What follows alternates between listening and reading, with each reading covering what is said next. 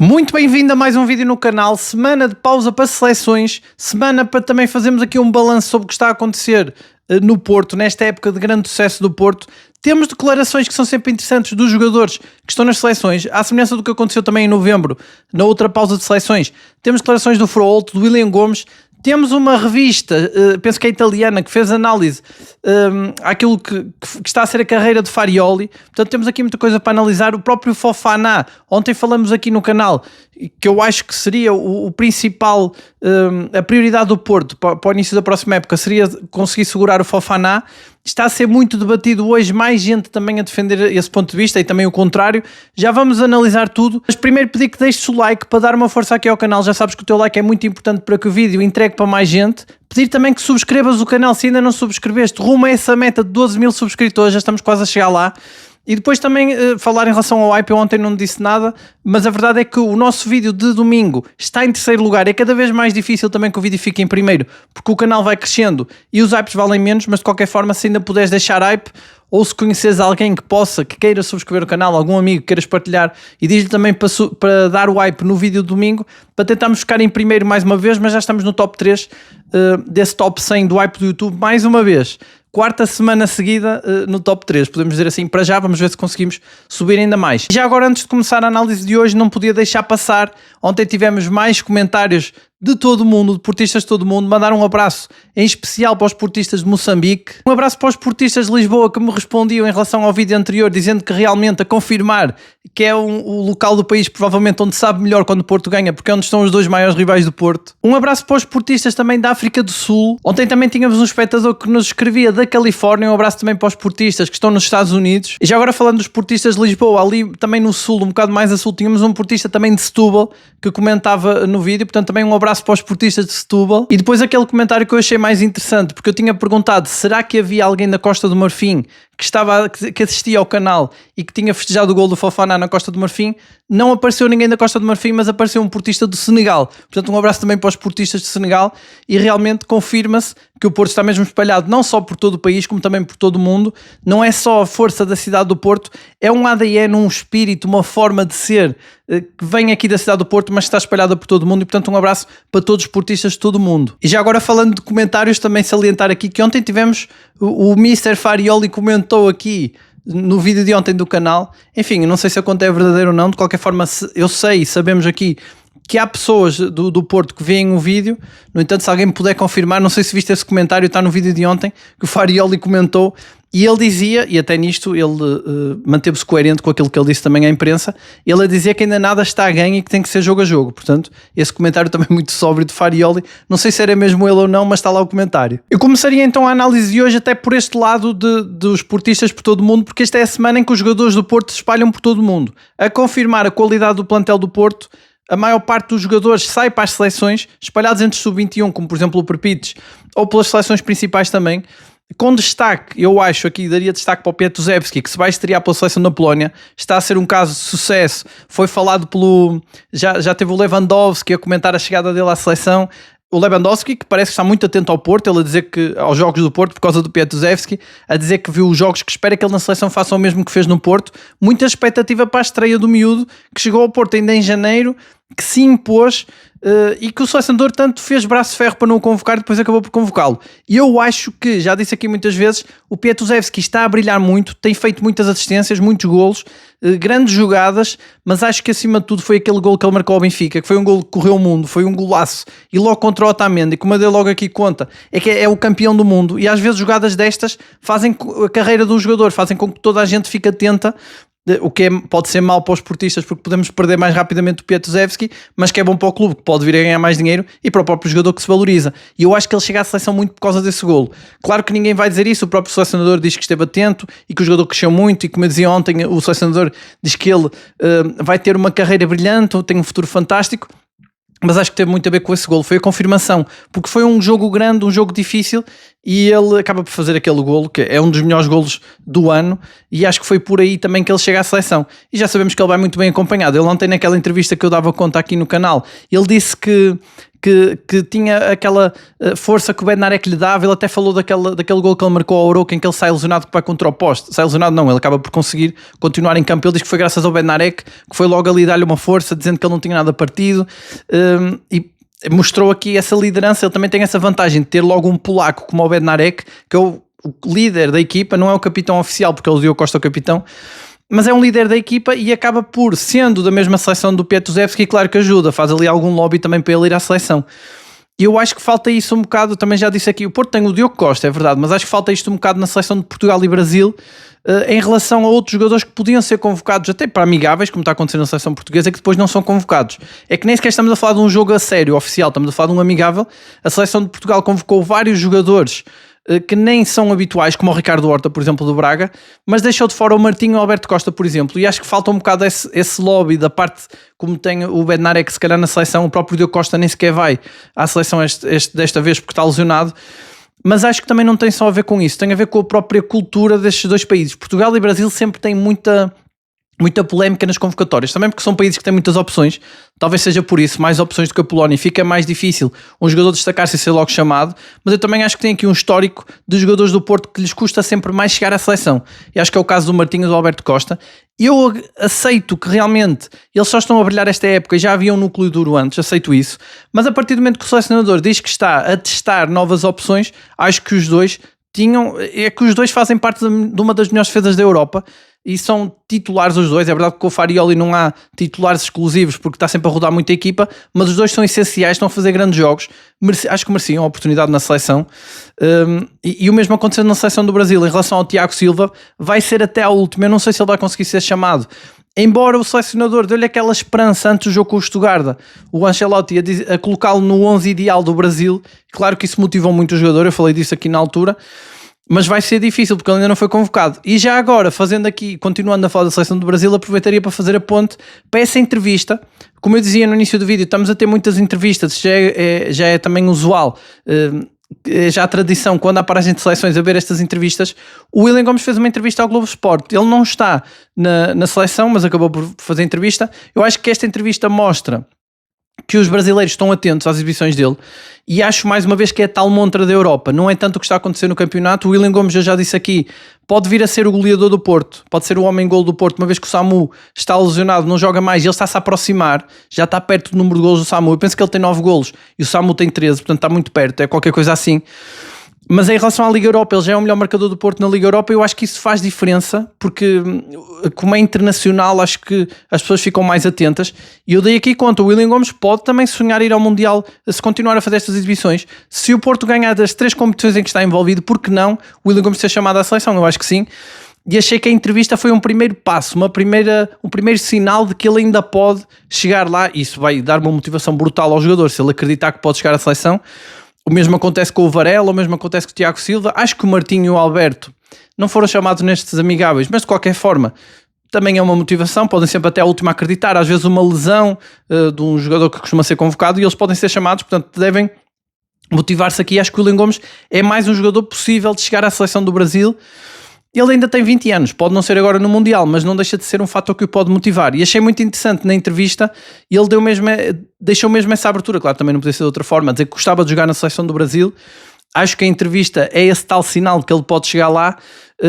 E depois, claro, se os brasileiros forem ver as jogadas que ele tem feito, é que os golos que ele faz são golos bonitos, são grandes golos. Agora nos últimos 2 jogos marcou 2 golos já mais à ponta de lança, mas até isso, num extremo, faz sempre a diferença. Agora, para nós portistas, esta entrevista acho que tem um outro lado muito interessante, que é a parte em que ele explica como é que foi parar ao lado direito do ataque do Porto, sendo que ele nunca foi extremo direito.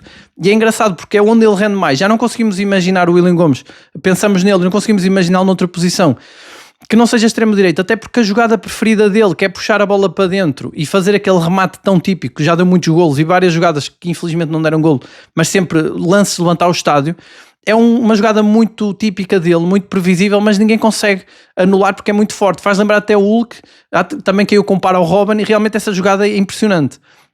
e é de um jogador que jogava do lado esquerdo sempre, e ele disse na entrevista, explicou que isto é mesmo, foi mesmo papel de Farioli. O Farioli perguntou-lhe se ele não queria jogar do lado direito, porque havia ali falta de jogadores para jogar daquele lado, ele aceitou e diz que se sente mais confortável ali, onde pode ter mais criatividade, e é sempre bom. Para uma equipa como o Porto, que gosta de pressionar alto, é sempre bom ter um extremo que tenha o pé contrário, e é por isso que no jogo com o Braga, por exemplo, quando entra o Willian Gomes, o Porto passa a ter Pietuzevski, um extremo de pé direito do lado esquerdo, e Willian Gomes, extremo de pé esquerdo do lado direito. Isso faz diferença, porque a equipa pressiona mais, são mais objetivos para chegar à baliza, e o Willian Gomes está a fazer muitos golos também por isso. Ele tem esse instinto goleador que eu já disse aqui, que acho que até é superior aos dos pontas-lanças do Porto, pelo menos neste momento, e não é por acaso que ele é o melhor goleador do Porto na Liga Europa e encaminha-se para ser também no campeonato. Está realmente em grande forma. Eu acho que ele já merecia a titularidade e quem sabe essa chamada à seleção. Mas foi interessante essa entrevista que ele deu. Ele já tinha dito, eu penso que ele já tinha dito no início da época, que foi muito o Jorge Costa que o incentivou quando ele chegou ao Porto, porque ele teve ali meio ano praticamente sem jogar, porque ele chegou em janeiro do ano passado, e depois ele diz que é no Mundial de Seleções onde começa a jogar mais. Lembro-me na altura, eu penso que ele jogava ali a falso lateral, se não me engano, porque o Porto nem sequer jogava com os extremos nessa altura, era uma tática muito confusa, não sei se lembras disso, mas depois ele diz que a partir dali começou a ganhar confiança. E depois com o Farioli passou a jogar do lado direito, e realmente ainda bem que o Farioli fez isso. Muito interessante essa revelação de que foi o Farioli que o colocou ali. O Farioli realmente tem visão para isto, mas também às vezes há coisas que falham. Eu lembro-me de Farioli no início da época dizer, por exemplo, que estava a adaptar o Zaidu a número 8 e depois ele nunca chegou a jogar ali. Embora o Zaidu ainda tem aqui algumas possibilidades, porque eu olho, por exemplo, para o próximo jogo do Porto, depois da paragem de seleções, o Gabri Veiga tem cartão amarelo contra o Famalicão, não vai poder jogar, tem o quinto amarelo. Dependendo se o Rodrigo Mora recupera ou não a tempo desse jogo com o Famalicão, podemos ter ali uma falta de um jogador para jogar naquela posição. Fofana pode jogar ali, mas nós sabemos como o Farioli gosta de aos 60 minutos trocar os jogadores e depois não vai ter ninguém para jogar naquela posição. Pode sempre adaptar um Pablo Rosário, ir buscar ali um PP, talvez para jogar do lado direito, põe o Frolto mais para a esquerda, mas ainda há essa possibilidade de jogar o Zaidu. Mas como eu dizia, o Zaidu era uma das adaptações que acabou por não resultar ali a médio esquerdo, adaptou o Martim Fernandes a lateral esquerdo. Há quem diga que é com sucesso. Eu não gosto de ver o Martim do lado esquerdo, mas acho que tem sucesso até porque o Martim com o Farioli é mais defensivo. Eu associo muito ao facto de ele estar do lado esquerdo, mas a verdade é que, por exemplo, contra o Braga, ele joga do lado direito na defesa e continua muito defensivo. Pode também ter a ver com essa adaptação do treinador. Mas ele tem adaptado vários jogadores.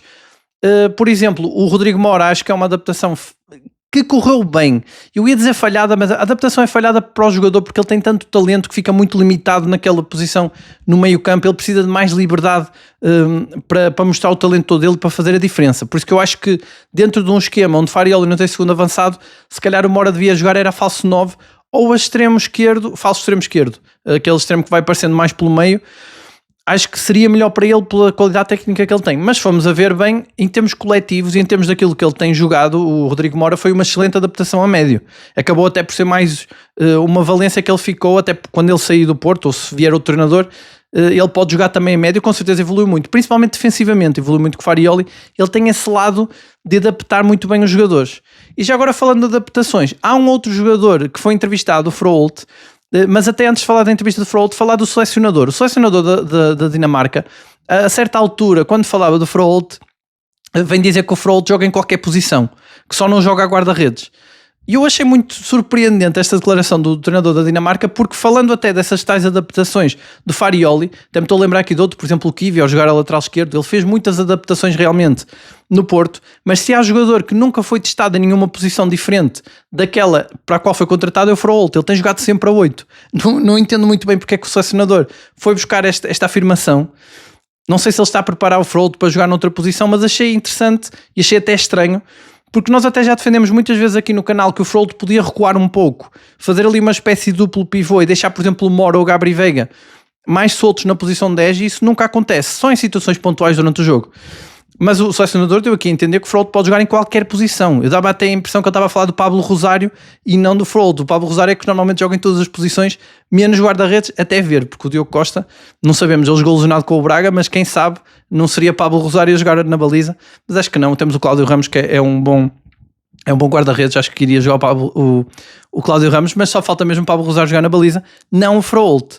E depois o Froholt dá também então essa entrevista antes do jogo da seleção. Ele falou bastante sobre esse jogo, que a nós não nos faz muita diferença. Eu sinceramente, o que eu fico mais a torcer é para que ele não se lesione e de preferência não jogue o jogo completo, também para poder gerir. Mas em relação ao Porto, ele a dizer que sente que está no seu melhor momento atualmente, graças à gestão que Farioli tem feito dele. Eu até iria mais longe, não é só graças ao Farioli, é graças ao Fofana, que tem permitido que Farioli o deixe mais vezes no banco e realmente ele está mais fresco. Temos notado isso, mesmo contra o Braga ele esteve perto de marcar golo, ganhou o prémio do homem de jogo, embora eu acho que tenha sido o Willian Gomes o mais decisivo, mas também entendo que ele está a fazer jogos incríveis, voltou a ser esse jogador que corre o tempo todo, pelo campo todo, também porque tem sido gerido. E ele realmente não deixou escapar essa parte e disse mesmo na entrevista que era muito mérito do treinador do Farioli, que estava a geri-lo melhor em termos físicos. E realmente ele está em grande forma, está mais goleador também, a aparecer mais na área. Talvez por isso que o selecionador da Dinamarca diga que ele pode jogar em qualquer posição. Mas uma coisa é jogar em qualquer posição, outra coisa é correr tanto como ele corre e aparecer em vários momentos, ofensivos e defensivos, que é mais essa a característica do Froholt. Mas fico também curioso em relação a esse jogo para saber se ele vai jogar numa posição nova ou não.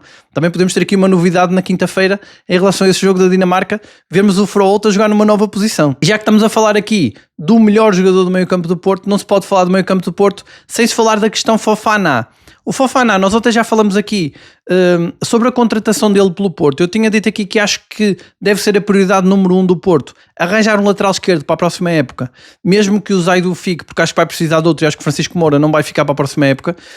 E também outra prioridade seria segurar o Fofana. Eu acho que seria essencial, porque é um jogador que se encaixa muito bem nas características do esquema de Farioli, tem essa experiência que vai ser muito importante numa época em que o Porto, esperemos nós, e isto já tentando prever que isso acontece, que o Porto já tem títulos e vai ser mais difícil motivar a equipa para as adversidades, vai ser importante ter um jogador como ele, que se dedica tanto e que é mais experiente. E depois o Fofana tem além de toda a qualidade que tem, ainda tem esse estatuto de grande craque e por isso que também ele tem um salário tão alto.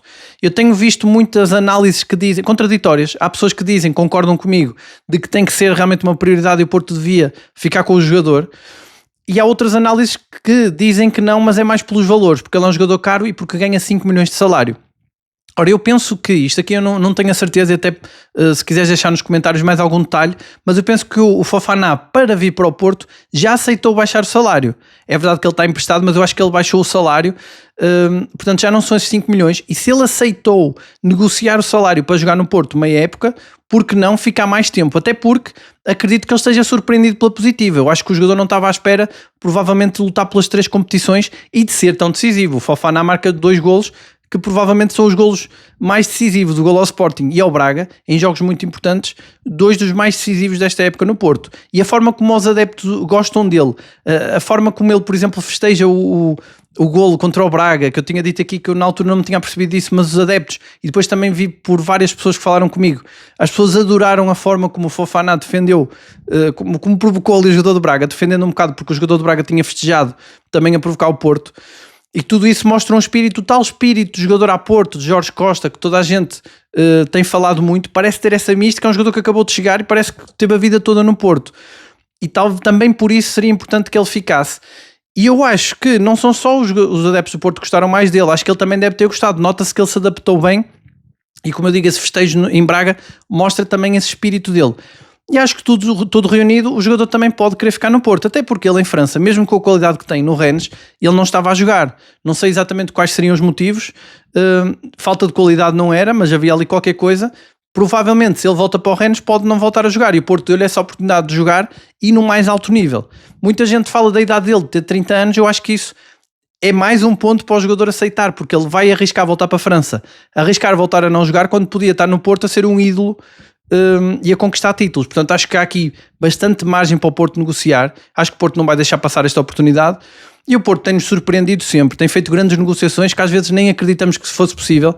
Olhando para o plantel do Porto, a qualidade que o plantel tem, desde aquele momento em que o Presidente do Porto prometeu no final do Mundial de Clubes, depois daquela decepção, ele prometeu que ia ser o maior mercado de transferências da história do clube. Tudo bem que toda a gente acreditou, mas ninguém pensava que íamos ficar com o plantel que estamos agora, com a qualidade que tem. Portanto, acho que esta direção já mostrou que tem também essa capacidade de negociar, de convencer grandes jogadores, como é o caso de Fofana e como é o caso também do Tiago Silva, que também foi convencido aqui pela direção. E como eu dizia ontem, acho que o Tiago Silva é outro jogador que podemos renovar, até pensando nessa tal época que pode ser mais complexa em termos motivacionais, por provavelmente já ter títulos conquistados e também para jogar Champions, que é sempre mais difícil. E são dois jogadores que eu acho que podem se tornar cruciais no seio do balneário, até para adaptar os jovens. Vêm aí muitos jovens, mesmo os da equipa B. Não sei se Farioli não vai chamar alguns na próxima época, dar-lhes mais oportunidades, os próprios reforços que podem vir, olhando até a possibilidade do Diogo Costa sair e ser a saída de um capitão. Serão dois jogadores muito importantes, Fofana e Tiago Silva, para manter o balneário, porque são dois jogadores muito experientes e que trazem muita qualidade. E acho que o Fofana, mesmo tendo em conta essas dificuldades, acho que ainda é possível que ele fique. Eu acho que o ambiente que se vive no Porto, tanto na equipa toda e também nos adeptos, acho que tudo é um somatório de várias coisas, claro, mas acho que é uma época muito bem planeada. Acho que estes dois jogadores fazem parte, e basta ver como o ambiente está, e tudo foi tão bem planeado, o ambiente está tão bom que até jogadores que podiam ter algum problema, como o Mofi, por exemplo, que teve problemas com os adeptos com o Nice, estão a ter uma adaptação incrível, e nota-se também que já estão adaptados e que estão a gostar do ambiente. E eu via hoje umas imagens, ainda não tinha visto, foi por acaso um amigo meu chamava-me a atenção, não me tinha apercebido disto, que o Porto foi recebido na saída do Estádio do Dragão, depois do jogo com o Braga, por vários adeptos, e há imagens do Mofi a festejar com os adeptos, e vê-se realmente que ele está muito feliz naquele momento. E pensar num jogador que ainda nesta época mesmo estava com relações cortadas com adeptos, penso que foi agredido, houve ali uma confusão muito grande. Ele próprio, eu tinha dito aqui quando ele chegou em janeiro, achei que a entrevista dele falou demasiado de relação com adeptos. Eu disse até aqui na altura, não sei se lembras no vídeo da chegada dele, que disse que achava que ele estava traumatizado porque ele falou muito de adeptos, e vejam como ele está agora, foi muito bem recebido. Portanto acho que tudo isso ajuda e tudo isso é importante, e tem esse fator. Olhando para o Fofana, eu acho que o Mofi vai ser mais fácil de ficar no Porto na próxima época, e acho que provavelmente se o De Jong, aliás se não, acho que o De Jong e o Samu vão recuperar, provavelmente o Mofi vai ser o terceiro ponta de lança desse Porto da próxima época. E acho que o Deniz Gül deve sair, embora ainda seja cedo para falar sobre isto. O Deniz Gül está convocado também para a seleção da Turquia. O Porto tem uma série de jogadores na seleção, e eu acho que o Deniz Gül tem muita qualidade, mas não é goleador, e mesmo na seleção ele também não marca muitos golos. Mas pode ser até que lhe faça bem ir à seleção, respirar novos ares também, e pode ser que a Turquia também tem que se qualificar para o Mundial, e pode ser que às vezes ele seja decisivo e venha com outra motivação, também possa melhorar. Mas como eu dizia, eu acho que o Mofi, com essa adaptação e até com essa felicidade que ele reencontrou aqui no Porto, tudo isso também conta para depois no fim convencer o jogador a ficar. Portanto eu acho que tudo isso pode contar, isto olhando na perspectiva de Fofana a ficar, acho que o Mofi vai ser mais fácil, e acho que ele vai ser o terceiro avançado na próxima época. A próxima época que vai ser mais um desafio, acho que um desafio maior ainda para o Farioli, mas que vai ser um treinador também diferente. Já tenho dito aqui que eu acho que ele está a evoluir muito, nota-se isso nas conferências também, está a ficar mais maduro, também é um treinador muito jovem, é natural que ainda tenha muita coisa a aprender com o Porto, apesar de também estar a melhorar muito o Porto, há muito mérito dele, partilhado aqui com a direção também, com um plantel muito forte, mas está a fazer uma grande época.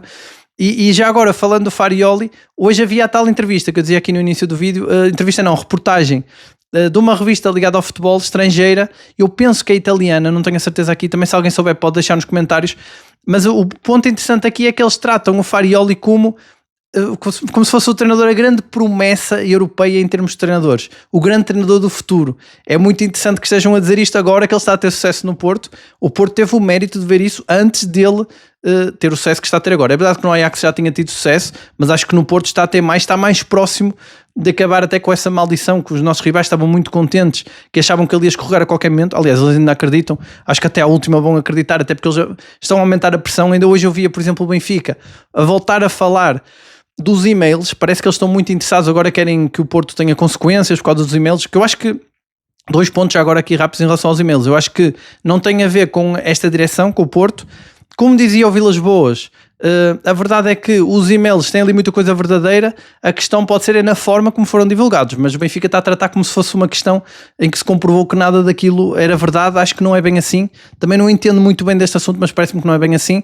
E acima de tudo, aqui também concordando com o que disse o Vilas Boas, eu acho que o objetivo é um bocado tapar aquilo que está... E isto é surpreendente, porque o Benfica e o Sporting supostamente são rivais, mas acho que o objetivo é tapar um bocado essa polémica, tentar abafar essa polémica do jogo adiado do Sporting com o Tondela, que esse sim é o jogo, é o grande elemento polémico que está neste momento a afetar o Sporting e a credibilidade do campeonato.